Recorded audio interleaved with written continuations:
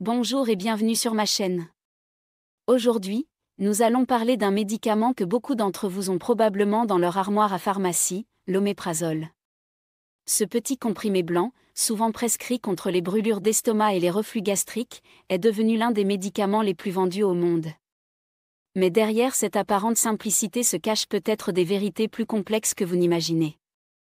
L'oméprazole appartient à une famille de médicaments appelés inhibiteurs de la pompe à protons, ou IPP.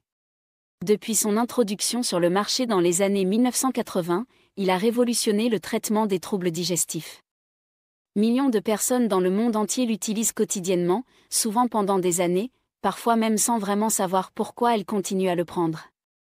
Mais voilà la question qui nous préoccupe aujourd'hui, ce médicament si couramment prescrit et utilisé présente-t-il des risques cachés ? Les bénéfices que nous en tirons valent-ils les potentiels dangers à long terme ? Et surtout, êtes-vous vraiment informé de tous les aspects de ce traitement que vous prenez peut-être depuis des mois ou des années ? Dans cette vidéo, nous allons explorer ensemble les deux faces de la médaille. D'un côté, nous verrons comment l'oméprazole peut être un allié précieux pour soulager certains troubles digestifs. De l'autre, nous examinerons les préoccupations croissantes de la communauté médicale concernant son utilisation prolongée et parfois inappropriée. 1. Qu'est-ce que l'oméprazole exactement ? Pour comprendre les enjeux autour de l'oméprazole, il faut d'abord comprendre comment il fonctionne. Notre estomac produit naturellement de l'acide chlorhydrique, un acide puissant qui aide à digérer les aliments et à éliminer les bactéries potentiellement dangereuses. Cette production d'acide est contrôlée par ce qu'on appelle la pompe à protons, un mécanisme cellulaire sophistiqué situé dans la paroi de l'estomac. L'oméprazole agit comme un inhibiteur sélectif de cette pompe à protons. En termes simples, il bloque la production d'acide gastrique à sa source. C'est un peu comme si vous fermiez le robinet principal d'eau de votre maison, l'effet est radical et immédiat. Cette action explique pourquoi l'oméprazole est si efficace pour traiter les symptômes liés à l'excès d'acidité gastrique. Le médicament existe sous plusieurs noms commerciaux, Mopral, Zoltom, Losec, ou encore sous forme générique simplement appelée oméprazole. Il se présente généralement sous forme de gélules gastro-résistantes, ce qui signifie qu'elles sont conçues pour résister à l'acidité de l'estomac et se dissoudre dans l'intestin grêle. Une des particularités de l'oméprazole, c'est sa durée d'action exceptionnellement longue. Une seule prise peut inhiber la production d'acide pendant 24 à 72 heures.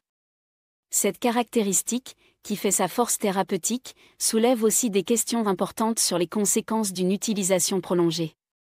2. Les bienfaits reconnus et les indications médicales. Il serait injuste de diaboliser l'oméprazole sans reconnaître ses bénéfices thérapeutiques réels et documentés. Ce médicament a littéralement transformé la vie de millions de personnes souffrant de troubles digestifs sévères. L'indication principale de l'oméprazole concerne le traitement du reflux gastro-œsophagien, communément appelé RGO. Cette condition, où l'acide gastrique remonte dans l'œsophage, peut causer des brûlures intenses, des douleurs thoraciques, à long terme, des lésions graves de l'œsophage. Pour ces patients, l'oméprazole représente souvent un soulagement spectaculaire et rapide. Le médicament est également prescrit pour traiter les ulcères gastriques et duodénaux.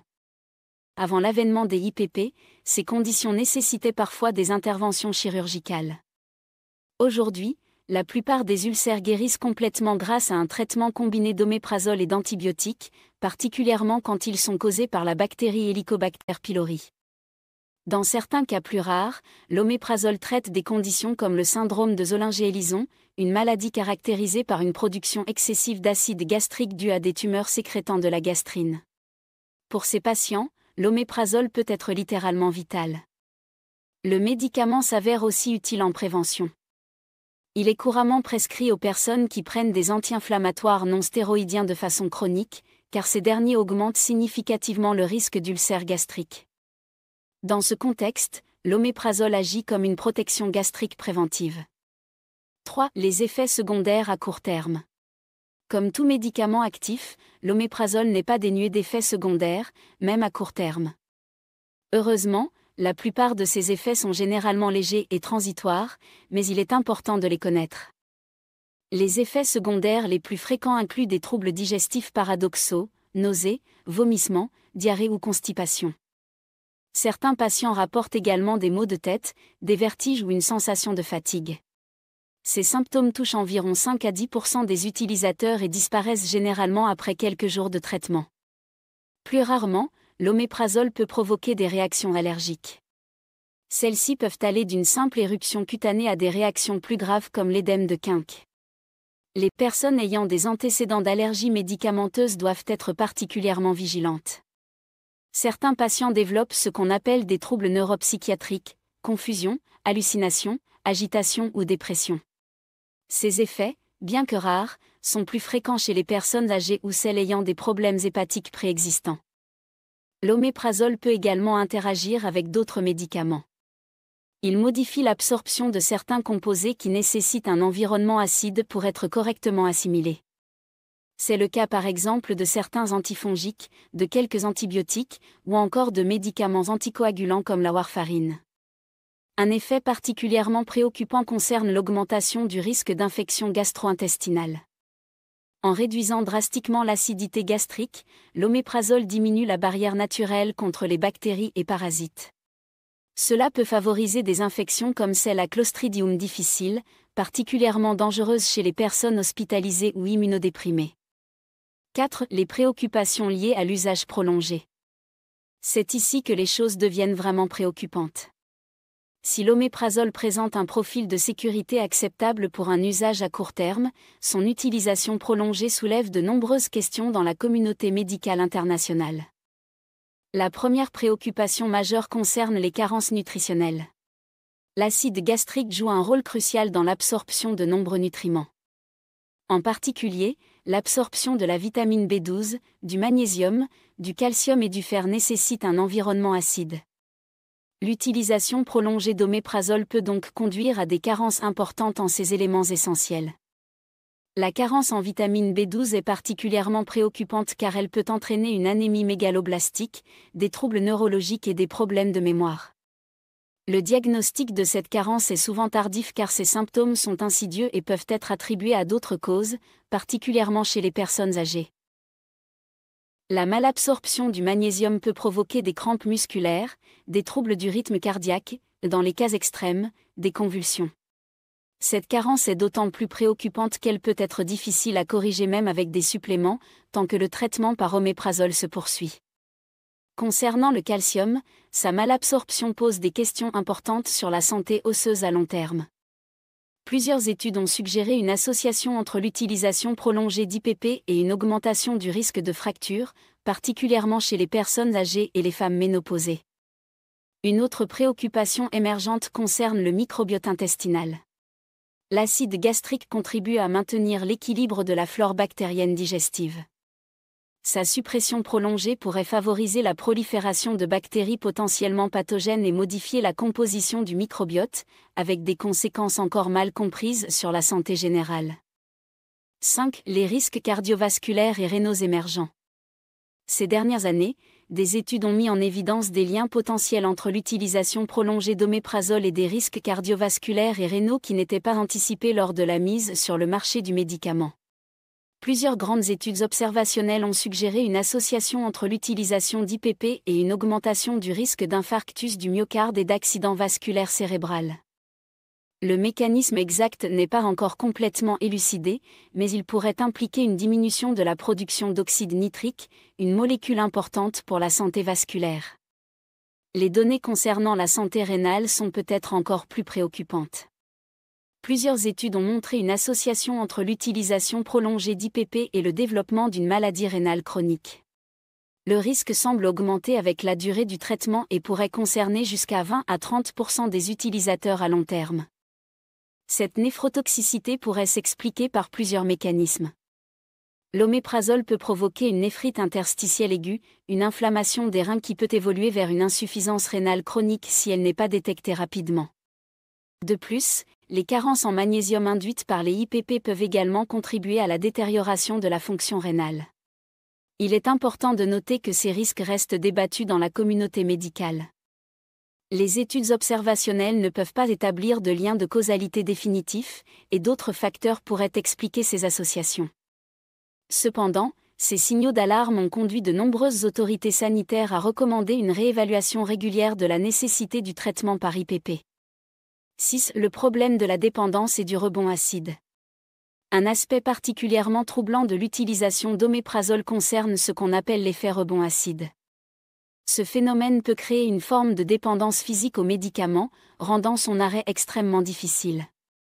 Lorsque l'oméprazole bloque la production d'acide gastrique, l'organisme réagit en augmentant le nombre de cellules productrices d'acide et en stimulant la production de gastrine, une hormone qui encourage la sécrétion acide.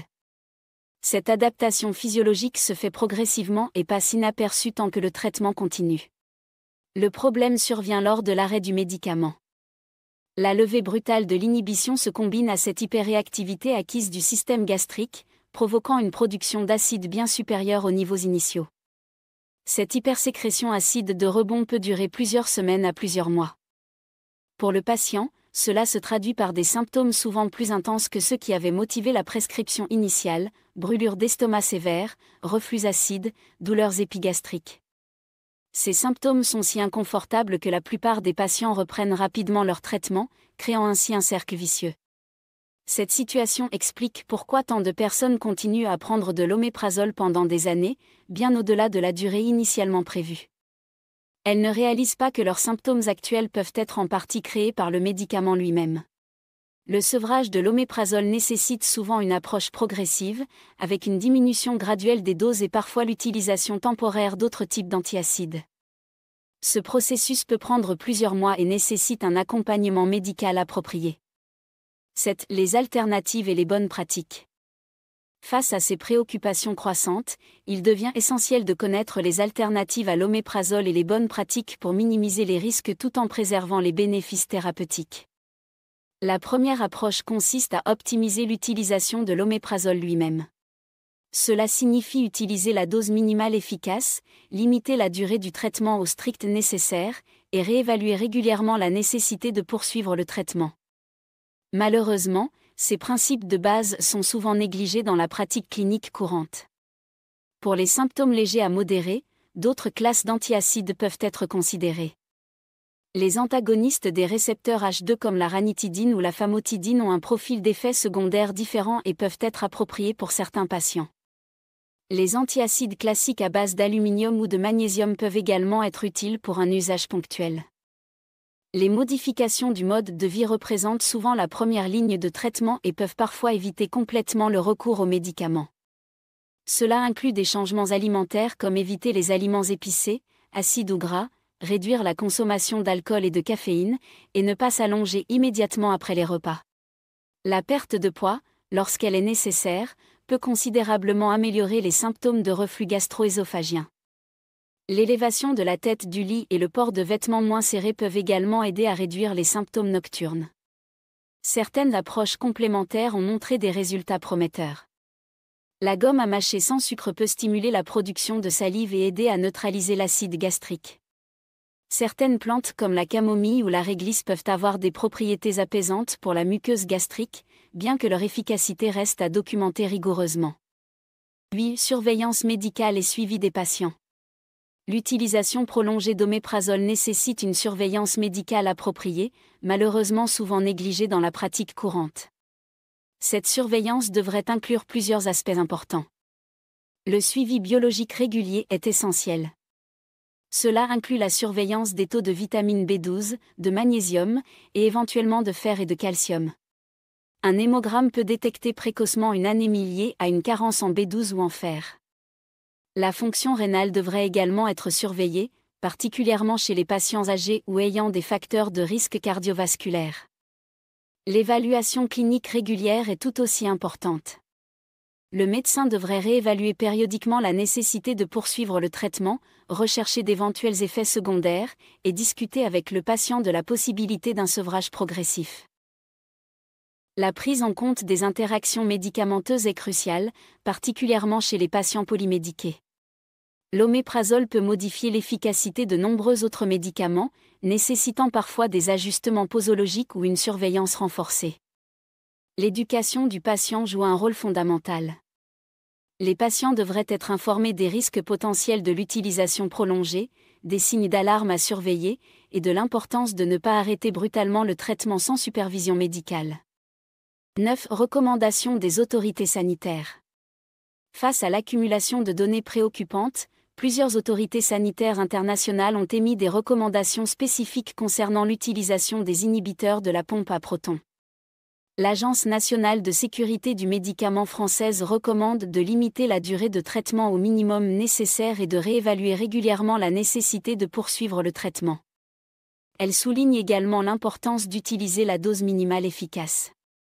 La Food and Drug Administration américaine a émis plusieurs alertes concernant les risques associés à l'utilisation prolongée d'IPP, incluant les risques de fracture, d'infection à Clostridium difficile et de carence en magnésium. L'Agence européenne des médicaments a également mis à jour les informations de sécurité de ces médicaments pour inclure les nouveaux risques identifiés et recommander une surveillance appropriée. Ces recommandations convergent vers plusieurs points clés: utilisation à la dose minimale efficace, durée de traitement limitée au strict nécessaire, réévaluation régulière de la nécessité du traitement, et surveillance des effets secondaires potentiels. Alors, l'oméprazole cache-t-il vraiment de grands dangers ? La réponse n'est ni simple ni définitive. Ce médicament reste un outil thérapeutique précieux pour de nombreuses conditions digestives, et ses bénéfices sont indéniables pour les patients qui en ont réellement besoin. Cependant, son utilisation n'est pas anodine, particulièrement lors d'un usage prolongé.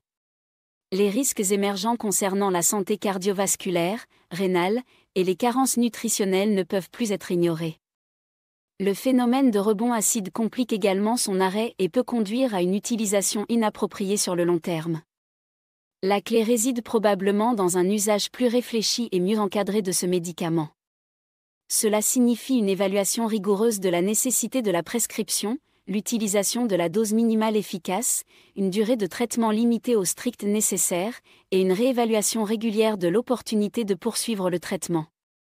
Pour vous, en tant que patient ou potentiels utilisateurs d'oméprazole, plusieurs conseils pratiques émergent de cette analyse. Premièrement, ne prenez jamais ce médicament de façon prolongée sans supervision médicale appropriée. Deuxièmement, n'hésitez pas à discuter avec votre médecin de la possibilité d'alternatives, qu'elles soient médicamenteuses ou non médicamenteuses. Si vous prenez de l'oméprazole depuis longtemps, demandez à votre médecin s'il est possible d'envisager un sevrage progressif.